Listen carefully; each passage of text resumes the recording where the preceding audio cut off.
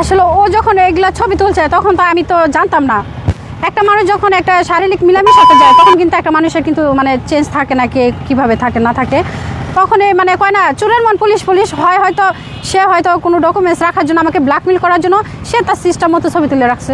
একই রুমের ভিতরেই তো ছিলাম না, আমি দেখি নাই। ওর যখন আমাকে বাজে প্রস্তাব দিতেছে যে আমার সাথে আমি ওনার প্রস্তাবে রাজি না হলে উনি আমার সাথে মানে বিভিন্ন ব্ল্যাকমেল করতেছে, তখন আমি বলছি যে তোমার কাছে কী প্রমাণ আছে। তখন উনি আমার হোয়াটসঅ্যাপে এই সমস্ত ছবি পাঠাইছে, বলছে যে এইগুলা তুমি যদি আমার প্রস্তাবে রাজি না হও তাই এই ছবিগুলো তোমার ইন্টারনেটে ভাইরাল করে দেবো। তখন ও হোয়াটসঅ্যাপ থেকে আমি এটি ডাউনলোড দিয়ে আমার কাছে রাখি সংগ্রহ করে। প্রথমে তার রাজি ছিলাম না, প্রথম তো সে আমাকে মার্কেটের কথা বলে হোটেলে নিয়ে গেছে। হোটেলে নিয়ে যাওয়ার পরে কি ভিডিওগুলো করছে? জি, এই ভিডিওটা কতদিনে করছে? একদিনেই করছে নাকি? একদিনেই করছে। ছবি তুললে কি আর 10 দিন সময় না লাগে? এখন তো চাইলে আমি একদিনে আপনার এখান থেকে অনেকটি ছবি উঠাই নিতে পারবো। তখন কি আপনাকে কি সেই কোনো ঘুমের ওষুধ না এরকম কোনো কিছু ছিল না। কোনো কিছু না ও ছবি তুলছে, হয়তো আমি অন্য পরিবেশে ছিলাম যার কারণে সে।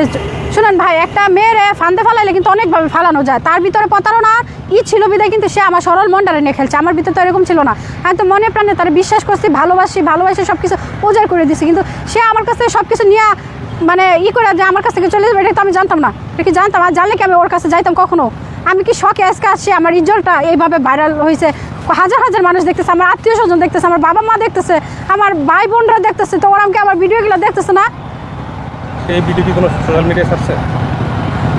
ছাড়া নাই, ছাড়তেও পারে। ছাড়ার নাম করে আপনি হুমকি দিচ্ছেন? জি। এই মহিলাটা এতক্ষণ যা বলল আপনার কি বিশ্বাস হয়? দেখেন ভাই, এরা অর্থ কামাই করার জন্য নিজের চরিত্রকে কলঙ্কে সাগরে ভাসিয়ে দিবে, তা তো কিচ্ছু আসে যায় না, কারণ এদের অর্থ কামাই করতে হবে। আসলে এই সব বাজারে মহিলাদের কোনো রকম কোনো ইজ্জত নাই। আর যদি ইজ্জত থাকতো, আর ইজ্জত মারা খাইছিস তুই, সেটা মানুষের কাছে কবি কেন? তুই সেটাকে গোপন করে রাখবি।